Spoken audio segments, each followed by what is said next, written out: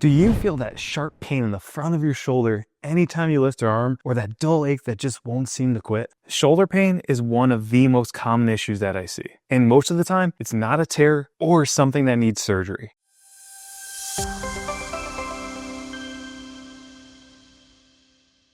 Research instead will show that many people with shoulder pain don't have structural damage. It's usually just their faulty mechanics. And all that means is your shoulder just isn't moving the way that it should. And really, there's three problems that occur. Poor mechanics is number one. Your shoulder blade and your arm just are not syncing. Tight tissues is number two. Your chest and your lat muscles can be pulling your shoulder out of place and forward. And then number three is lack of stability. Your rotator cuff and your support muscles like your lower trapezius and your serratus anterior aren't supporting your shoulder blade to keep it in proper position. When these things stack up, the ball of your shoulder and that socket tends to get caught, tends to get stuck, can't glide properly, and that can cause a deep ache. The good news, you don't need complicated routines or fancy gym equipment. A few focused drills can restore mechanics, rebuild your stability, and build up your entire rotator cuff strength. Today, I'll show you 3 easy moves that can restore pain-free motion and build up stability. Now, this first move is going to retrain your scapular mechanics, which is again how your shoulder blade moves in unison in relation to your arm. If your scapula isn't moving right, your shoulder joint is going to get overloaded and the pain's going to get worse continually over time. So we're going to do this exercise instead to prevent that from ever occurring. Place your forearms on the wall at shoulder height.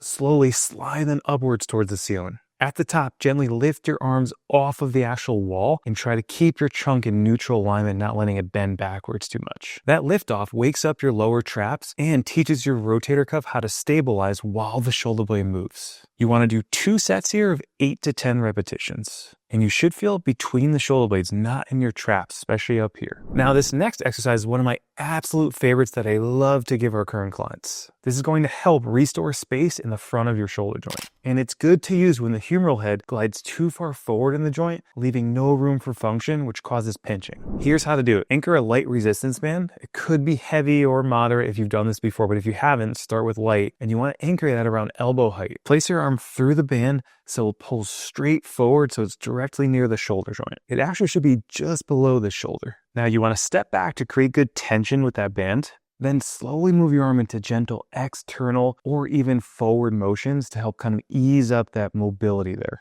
And what's going to happen here is the band's going to glide your humeral head backwards to the wall behind you as you're pushing in the opposing direction, which helps support it and move into its natural function there. So this mobilization is going to improve your joint mechanics and at the same time decrease that pinching and that irritation you have because it's increasing space there. Go for 1 to 2 minutes. Stay nice, stay controlled. Don't let your traps take over.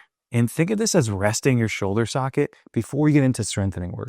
Now, our final and third exercise is going to be called the Doorway Pec Stretch. This is the most common one that we see in PT so frequently, especially at traditional PT through insurance. And tight pecs are one of the most common culprits for rounded shoulders and increased irritation in the anterior side. By opening them up, you're going to give your rotator cuff and your shoulder joint room to actually function and do what they're supposed to do. So here's how you're going to do it. Stand in a doorway with your forearms parallel, pushed against the door frame with your elbows at 90 degrees in alignment with your shoulder joints. Step through gently until you feel a stretch in the front of the chest and the front of the shoulders. Now, if you feel too much pain or irritation with this, back off a little bit, contract your abdominals, squeeze them, and avoid arching your lower back. If you arch back too far, you're going to put all the strain on the front. That's not what we want. And you want to hold for about 10 to 20 seconds, perform anywhere from 4 to 5 repetitions here. And this is so fantastic. It's going to balance out all the pulling we do throughout the day with things like sitting, texting, lifting with poor posture.